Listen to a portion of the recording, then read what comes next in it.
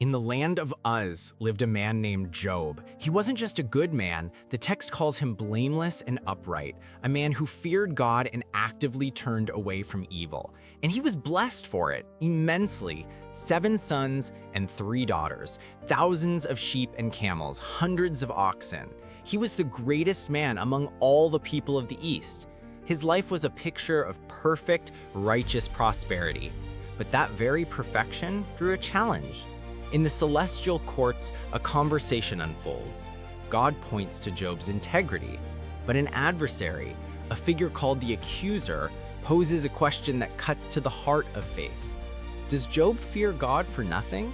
Is his piety just a byproduct of his comfortable life?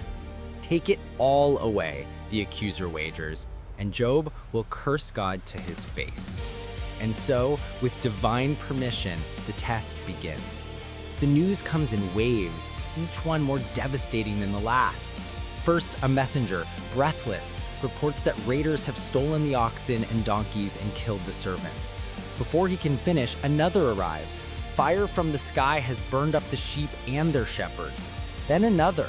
Raiders have swept away the camels. The foundations of Job's wealth are wiped out in a single afternoon. But the final blow is the most brutal. A 4th messenger stumbles in, the lone survivor of a mighty wind that collapsed the house where all 10 of Job's children were feasting. They're all gone. Job tears his robe, shaves his head, and falls to the ground. But he doesn't curse, he worships. The Lord gave, and the Lord has taken away, he says. May the name of the Lord be praised. The adversary isn't finished. He argues that Job still has his health. A man will give all he has for his own life, he claims. Strike his flesh and bones, and he will surely curse you. So the second trial begins. Job is afflicted with agonizing sores from the soles of his feet to the crown of his head. He sits in a pile of ashes, scraping his raw skin with a shard of pottery, a broken man in a broken world. His 3 friends, Eliphaz, Bildad, and Zophar, arrive to comfort him. For 7 days and 7 nights, they sit with him in stunned silence, because they see his suffering is too great for words. But when they finally speak, their comfort is a kind of torment. They operate on a simple, rigid logic. God is just, therefore suffering must be a punishment for sin. They urge him, plead with him, to confess the secret wickedness that must have brought this upon him. But Job knows he is innocent. And this is where his struggle truly ignites. He doesn't lose his faith, but he refuses to accept easy answers that betray his own reality. He laments the day he was born. He argues. He rages. He demands an audience with God himself, not to curse him, but to understand.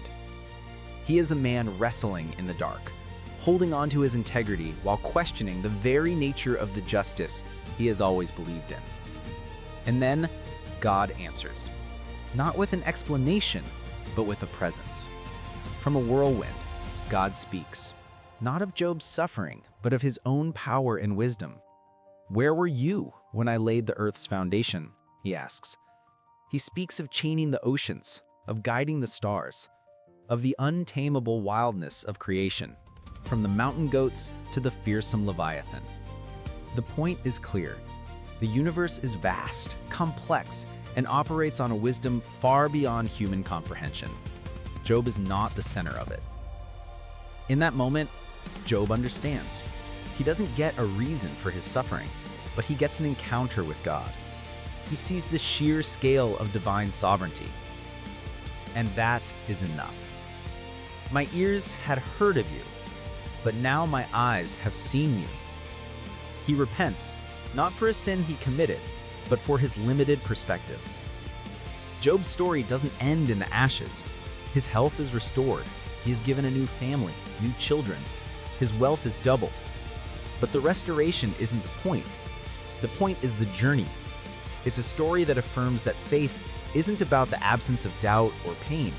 It's about holding on, questioning, and wrestling even in the deepest darkness, trusting that there is a purpose, even when it's one we can never fully hope to understand.